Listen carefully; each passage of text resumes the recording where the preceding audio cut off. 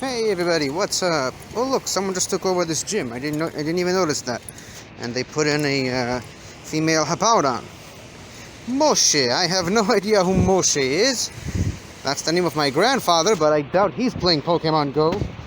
I got a bunch of Pokemon that need a heal. Let's put Hitmonlee in here. So, yeah. This is Unova Week. Day 2, I believe. And appropriately hot. There's Cottony, and I noticed the Cottony there. Let's spin this, spin, and then catch this Cottony. By the way, yesterday I did talk a little bit about Cottony yesterday, about how it's basically it's cotton, but it's also a sheep, and it's more true about its evolved form, Whimsicott. Now, funny thing is, I didn't use a pineapple berry. I forgot about that, but I mean, they're pretty common right now because of the event, so maybe I won't have to. In any case, yesterday I also talked about the fact that they are both grass and fairy type, except I didn't really know why they are fairy type. I mean, the grass part really makes sense because they're cotton. They're based on the cotton flower. But why are they fairy? Well, last night, I actually did some research about that. It's not because I couldn't sleep. Well, I did have trouble sleeping, but that's beside the point. I did it to help me sleep. Reading does help you sleep because it makes you more tired. In any case, I did some research on the fact that Cottony and Whimsicott are fairies. It's more specifically with Whimsicott, but it's true about Cottony as well.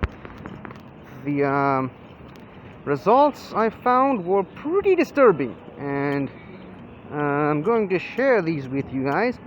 First of all, I've mentioned quite extensively that these two, in addition to being based on the cotton flower, they're also based on they're also sheep.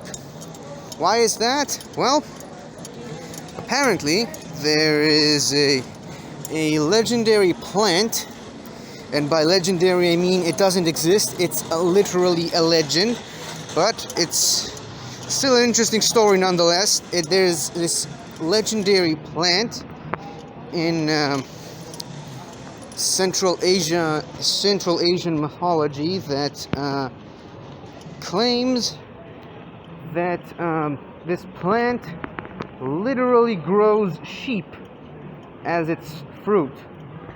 Sort of, I guess it's sort of a legend's way of explaining how cotton exists, because cotton is very much like sheep's wool. Both are very fluffy and puffy, and both are being used to make human clothes.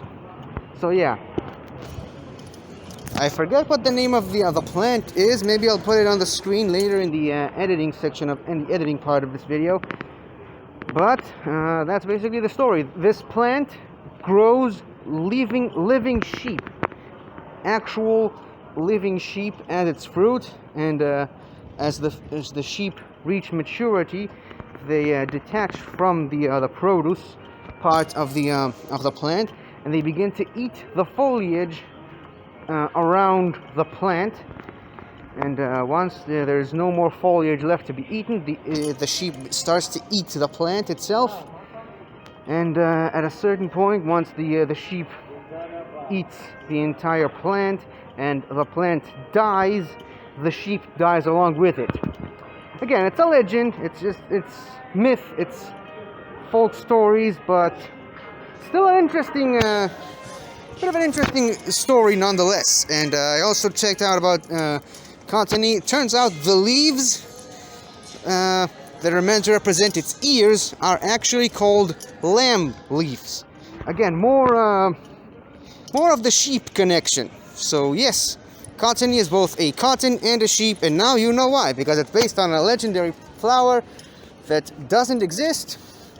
Never did, as a matter of fact, but it's a flower that grows sheep as its fruit, And that's where cotton comes from, I suppose. For people, it was primarily used during the Middle Ages as a legend to kind of explain how cotton comes from. Ooh, a Blitzel. That's a pretty rare Pokemon. But yeah, the Middle Ages were weird, man. And also, I actually, because most Pokemon, especially the best Pokemon, aren't just based on one specific thing. A lot of them are based on multiple different things. Empoleon is a good example for that. It's an Emperor Penguin, Pole, as in North Pole, and also Napoleon. But that's beside the point.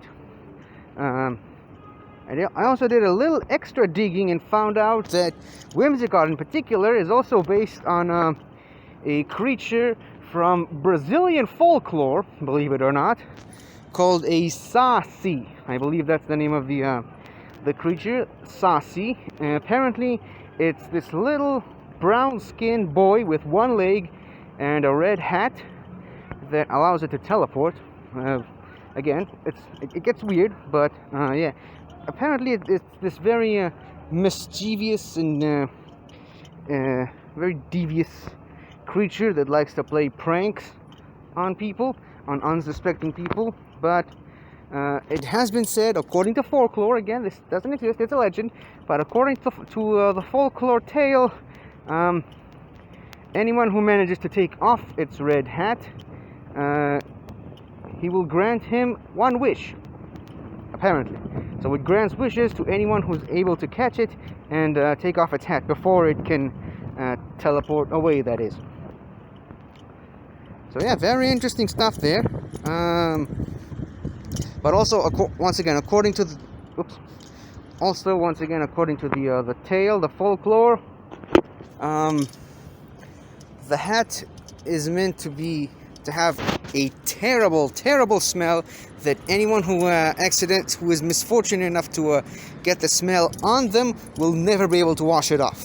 So you kind of have to figure out your priorities there, right? I mean, would you rather take off this creature's hat and have him make one of your wishes come true?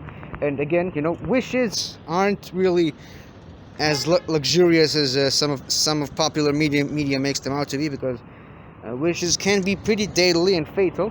But also, is granting your wish worth getting that smell on you forever? I don't know.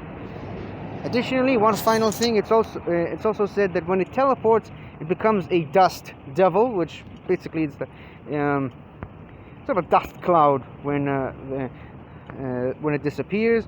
And it's often said that it's possible to entrap this creature, the Saci, when it's in its dust devil form. It's very possible to trap it inside a bottle, which I guess kind of fits in with Jinn mythology, where jinns, or as people know them now, genies, are usually trapped in a bottle. But again, I mean, it's all folklore. It kind of gets really messy the more you think about it. That's why I try not to think about these things too much. So yeah, this explanation ended up being a lot faster than I thought it would be, as this little walk. And for those of you guys who've been watching these videos for a while, you know the scenery is pretty familiar to you guys by now, probably. I'm going to have lunch with my dad again, and who knows, maybe I'll find some more interesting facts about Pokemon. But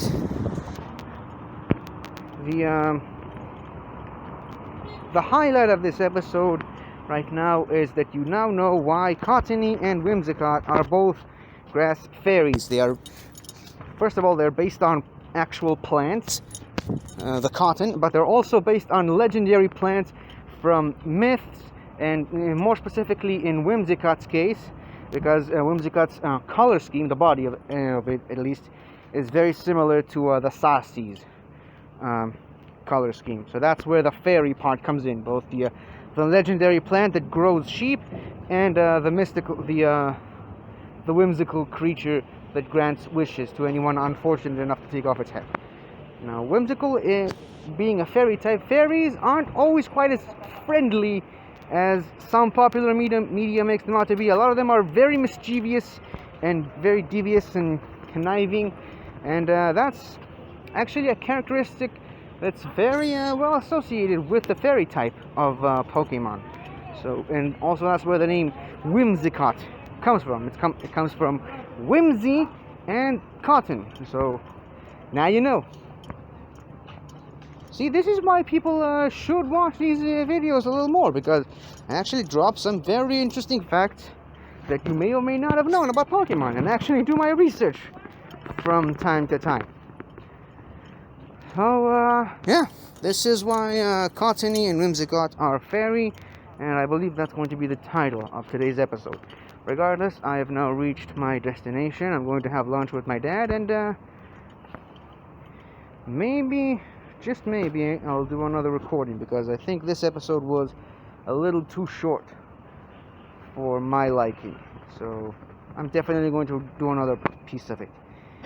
Anyways, how long has it been? About 12 minutes. That's way too short for my taste. I'm gonna do another one, maybe one where I actually do some catching and not just talking. So that's it for now, and talk to you guys later. Goodbye. Hey everybody, what's up? So this is the oh, that's very nice picture there. Hold on. See, all three of the universe starters just standing there. That was something unexpected, and now I kind of ruined it. But never mind. I didn't really want to catch either of them anyway. I'm kind of hoping for a shiny Rug and Roller today, because you know I haven't had a shiny on camera in a while, and you know, it would be nice. Anyways, hold on. I gotta fix my mask. The big downside of doing these videos while talking is that I keep my mask keeps slipping off my face, which is annoying. I constantly have to stop talking, effectively pause the episode, and fix my mask. Oh, look at that, a cat. See? Nice little kitty cat. Anyways, moving on. We've got so yeah, earlier today I did mention, I basically mentioned that I did I did a kind of a bio on Whimsicott and Cottony. More specifically Whimsicott, because Whimsicott is the more interesting half of the evolutionary line. And to be honest, I kind of enjoyed that. I really enjoyed breaking down this Pokemon and explaining some of its origin.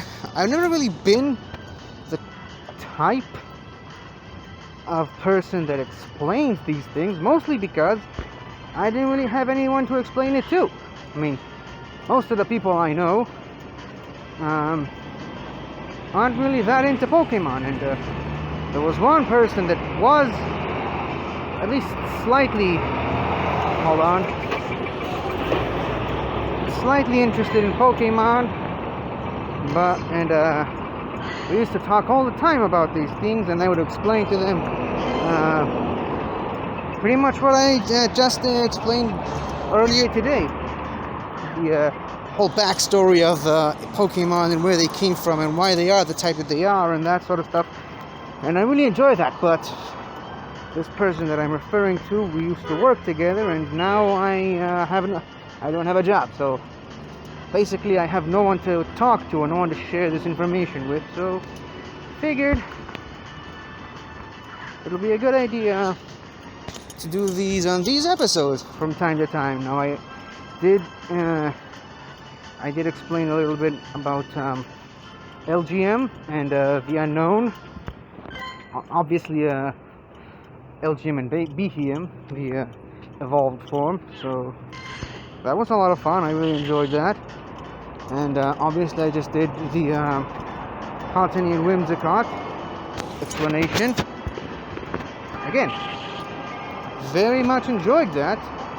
So I think maybe I should do these things more often. Now, I can't just decide to do these. These have to happen organic, because I think it looks and feels much better if I just find a random Pokemon and just start to explain some stuff about it. I think it's better than just some silly, today we'll talk about this one and tomorrow we'll talk about that one. Sort of like what happened with the Unknown episode, because it was a Sableye Sableye Spotlight Hour, where Sableyes were supposed to appear more frequently, and there was a likelihood for a shiny. Didn't catch a shiny, obviously, but did catch a lot of Sableye. But come to think of it, I didn't really talk about Sableye all that much. Now that I think about it, gotta do an episode about Sableye once. Gotta sit down and teach myself a little bit about this Pokemon, because there's actually a pretty fascinating backstory to it, from what I know at least. But let's save that for an actual Sableye centric episode. But on that episode, on the Sableye Spotlight Hour, rather than actually talking about Sableye, I ended up talking about the Unknown for the majority of the episode, and it was a little bit unexpected, but it was fun. I definitely enjoyed that. So yeah, really should get on that sometime soon. If anything, one of these days I want to do an episode specifically about the starters, because the starter Pokemon are some of the most interesting Pokemon of all. Not including legendaries and mythicals, obviously, because those obviously have a ton of thought put into them, but the starters also have a lot of thought put into them, because they're starters. For the most part, they are the types of Pokemon that you spend the majority of your adventure with. Even if you don't really use your starters all that much, they're the first Pokemon that you get at the beginning of the game. Well, there's a Team Go Rocket infestation over here, and I don't really want to drag this episode down by just battling them, so I'm just gonna skip over Arlo and Sierra for the time being. Normally, when I challenge them on camera, I end up losing a lot, and it just ends up dragging down the episode. Especially since now they're at this random location. Now, hold on. If I'd happen to find them at a more convenient Pokestop, which, let's just check if there's any of these along the way. So yeah, if I happen to run into them at a more convenient Pokestop, for me that is, I'm going to battle them. But for right now, there's no need to. Let's activate the incense. It's orange, as you can see, which means there must be something special with it. Orange incense usually means that it's tied to an event. It's an event incense, which means event Pokemon should start appearing. No idea. I mean, I would assume it's related to the Unova event. As you can see, we have a Pansear over here, one of the Unova monkeys.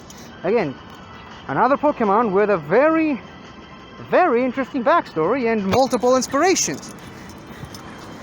Now, these monkeys might be some of the most hated Pokemon of all time, but they do have a very, very interesting origin as to why they are the way they are. But again, I mean, I already covered Cottonee and Whimsicott. Ooh, and I hatched an egg. That's awesome. I already covered Cottonee and Whimsicott in this episode. I don't want to... Ooh, a Colossus. I think I needed one of those. As you can see, I gathered up a lot of candy for it, so that must mean that I have one that I wanted to evolve. In the meantime, let's put another one of these eggs. I'm trying to get rid of all these 7-kilometer eggs and replace, because they all belong to the previous event, and I want to ooh, a Bronzong. Always gotta catch a fully evolved Pokemon, obviously.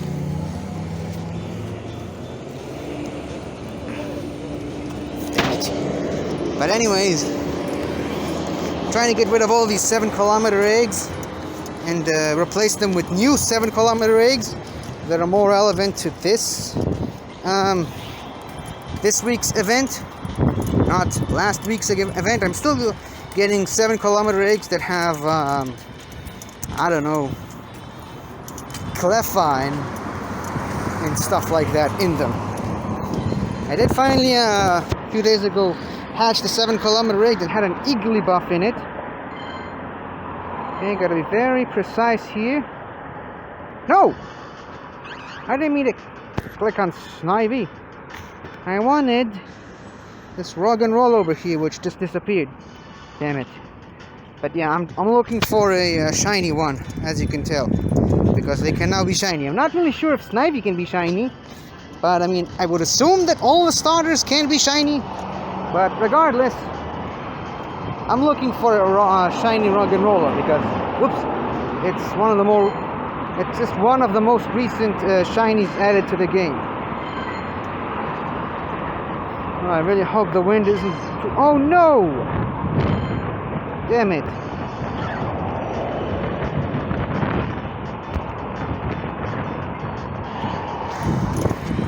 Hold on. For those of you wondering why did I just gasp, I should have probably opened a gift that had another 7-kilometer egg in it. That's why, that's mainly the reason why I just gasped. Because I spun a Pokestop with with an egg in it when I could have gotten a 7-kilometer egg instead. Kind of a bummer, but never mind. I mean, by the time I reach my destination, I'm pretty sure that I'm going to hatch one of these 7-kilometer eggs anyway, so it doesn't really matter.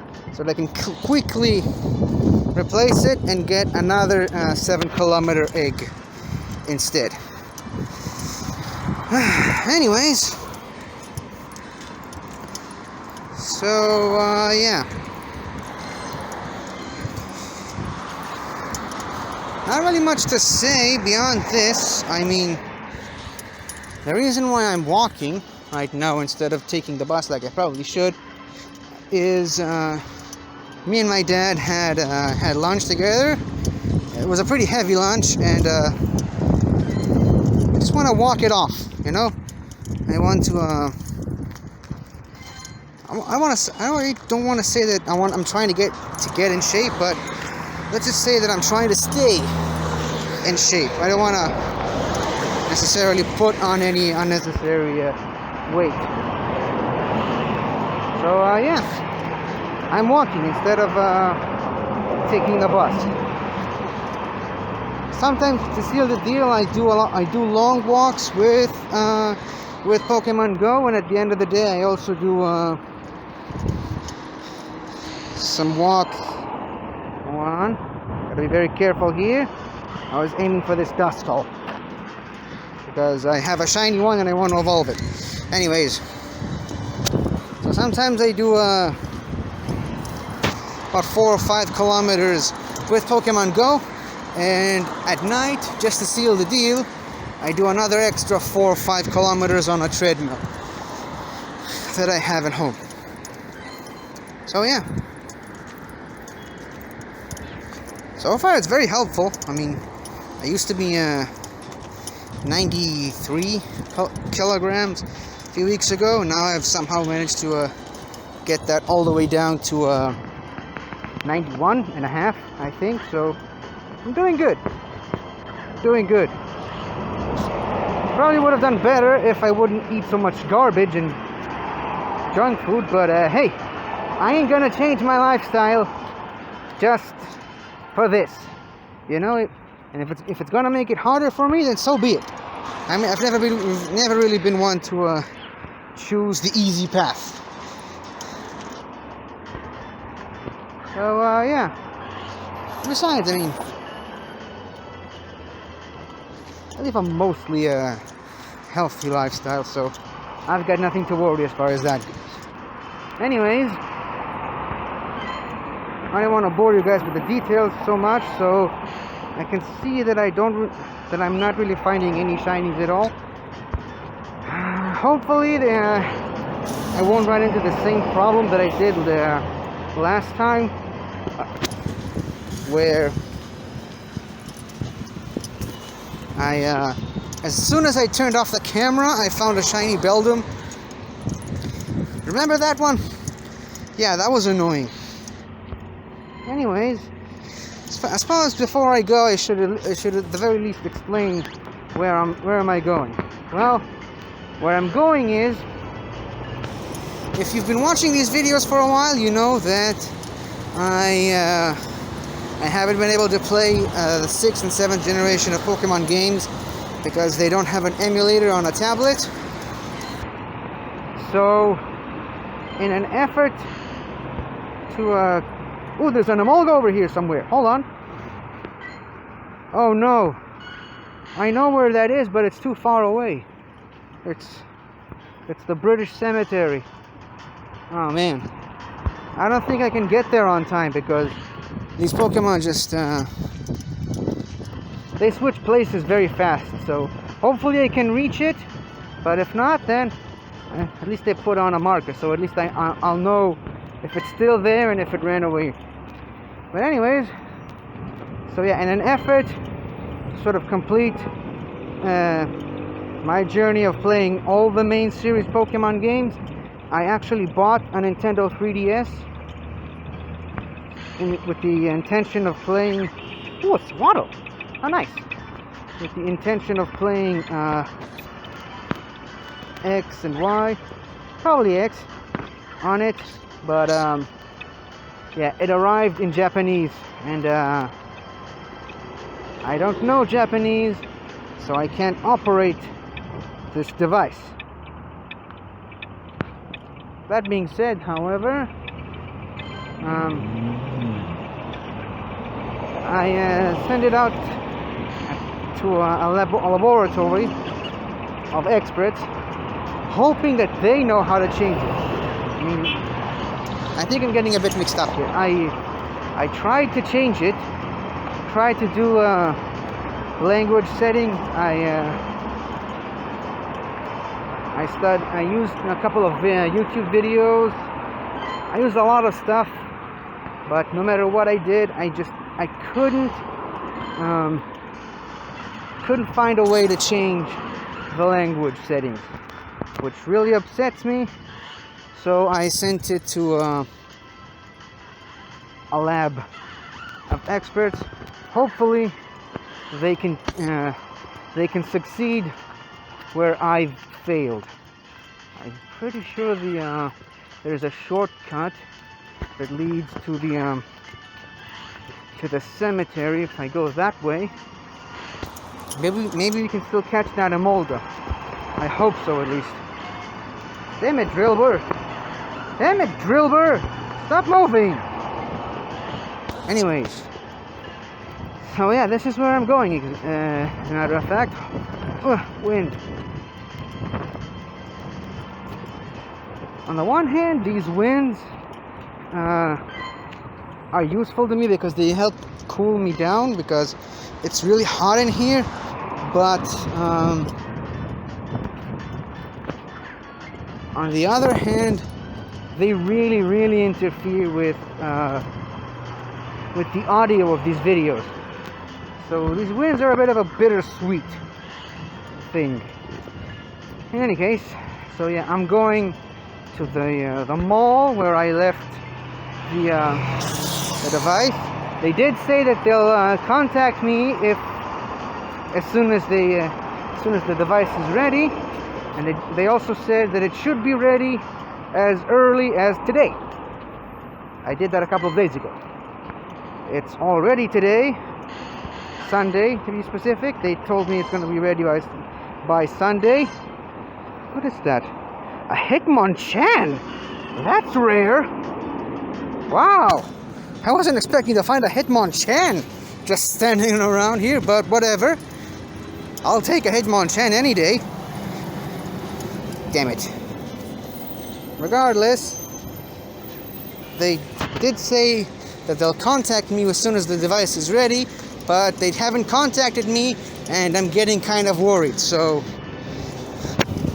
figured it's just gonna be better if I go there myself in person and ask them about it. Yes, I caught the Hitmonchan. Did I step on something? Nope, it was just a branch.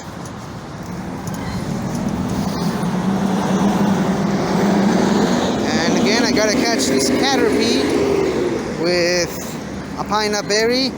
Hopefully I can finally evolve my shiny Metapod into a shiny Butterfree. Damn it. But yeah, this is basically where I'm going. I'm going to the mall to pick up the device. Or hopefully pick up the device. I don't know. Just need to catch one more Caterpie. Hopefully I can do that now. But if not, then never mind. Yes, I think we might actually have a shot in this of catching that Emolga. I just hope it's still there. I'm gonna get all the way to the cemetery, and then whatever happens, I'm gonna stop the recording. Emolga's still there. Whoops. Gotta cross the road very quickly.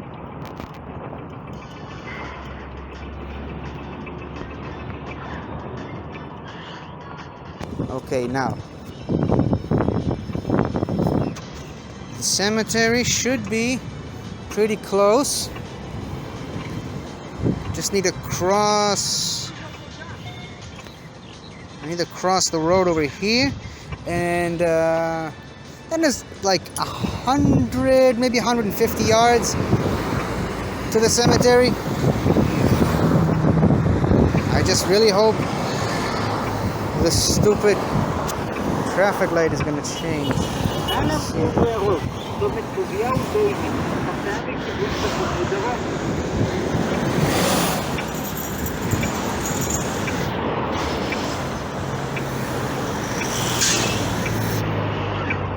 I want to challenge that Team Go Rocket balloon, but I don't want to get too distracted, because I think fighting and catching that Emolga is the priority right now. How long have I been? Okay. I guess I can shave off a few minutes of this video. Some of the less important parts. What is wrong with this traffic light? Thank you. Okay, now I gotta hurry up.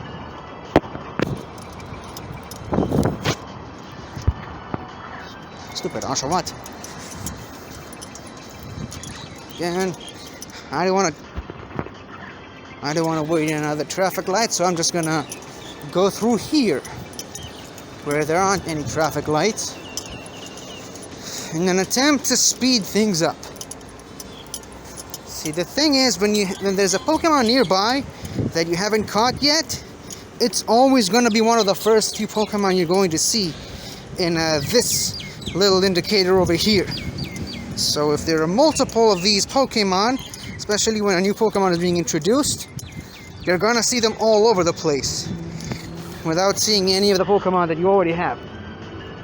Now, as soon as you already caught that Pokemon and it's added to your Pokedex, there won't be this sort of a takeover of the indicator of nearby Pokemon. Now, as you can see, I'm very close to the cemetery. I think I can afford to challenge that Team Go Rocket balloon, because at this rate I think I'm going to reach the Emolga in time. And look at this! Tranquil! 2 of them, as a matter of fact. That's awesome! You don't see Tranquil a lot. It's an evolved form Pokemon. It's a middle stage Pokemon. I'm gonna take a shortcut. Hopefully it'll work. I'm gonna take a shortcut through here.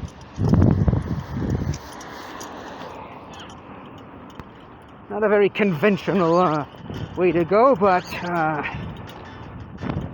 and again, this is a very non-conventional situation. Now, hold on. There might be some winds over here. Oy. Can't believe I'm working myself sick for a stupid Emolga. Probably shouldn't have called it stupid, but never mind. Yes, managed to hit it. Now, just need to very carefully get off this area and keep on going. Wow, this shortcut ended up being a very good idea. Would have been twice as long had I tried to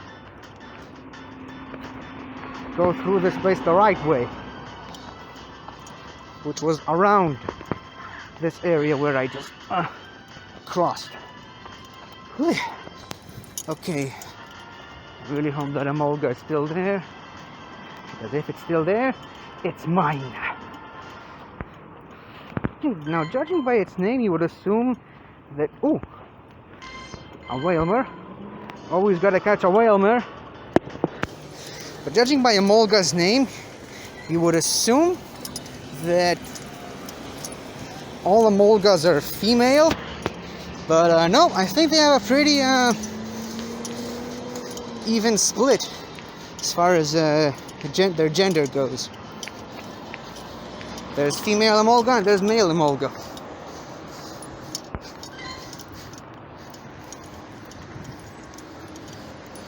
Okay, we're here.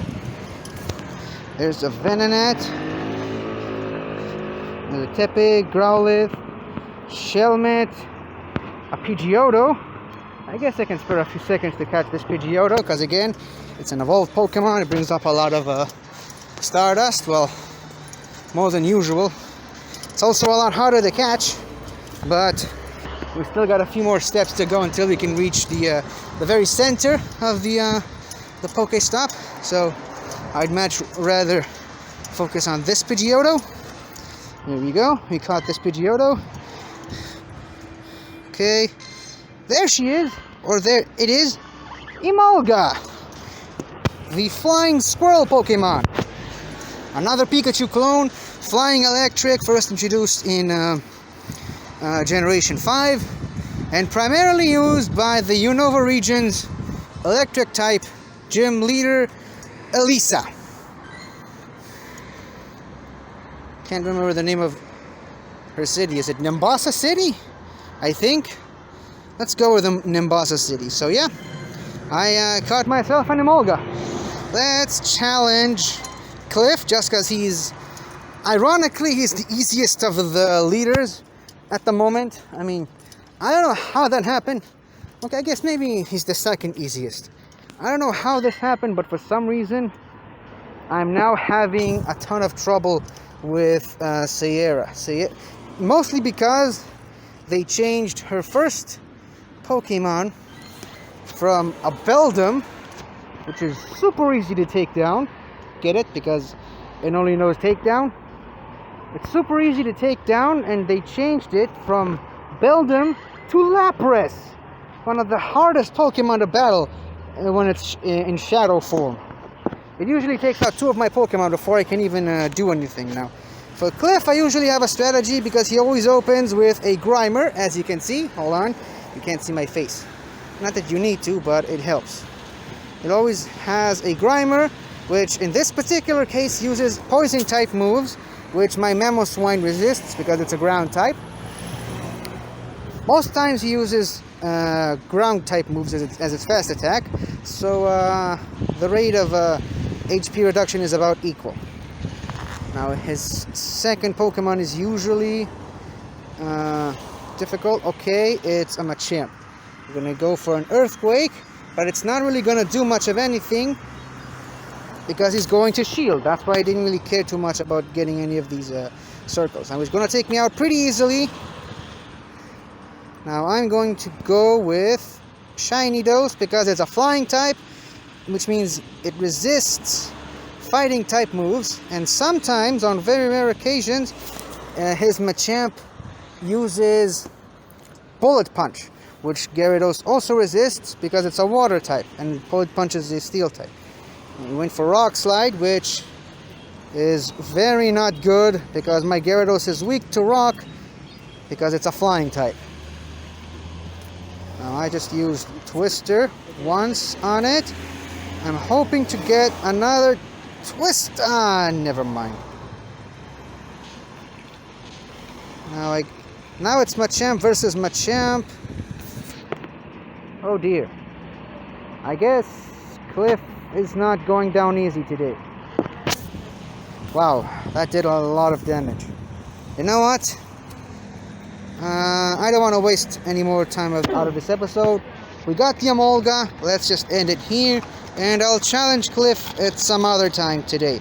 Probably won't be on camera. So, yep, this was today's episode. I lost to Cliff, but I did catch an Emolga. And I did explain a little bit about why Whimsicott and Cottony are fairy type Pokemon. So yeah, I think this episode has gone on long enough. I'll see you guys tomorrow. Hopefully I'll have something interesting to talk about again. So see you guys tomorrow, and goodbye for now. Hello again, everybody. I really hope you enjoyed this video, because I really enjoyed making it.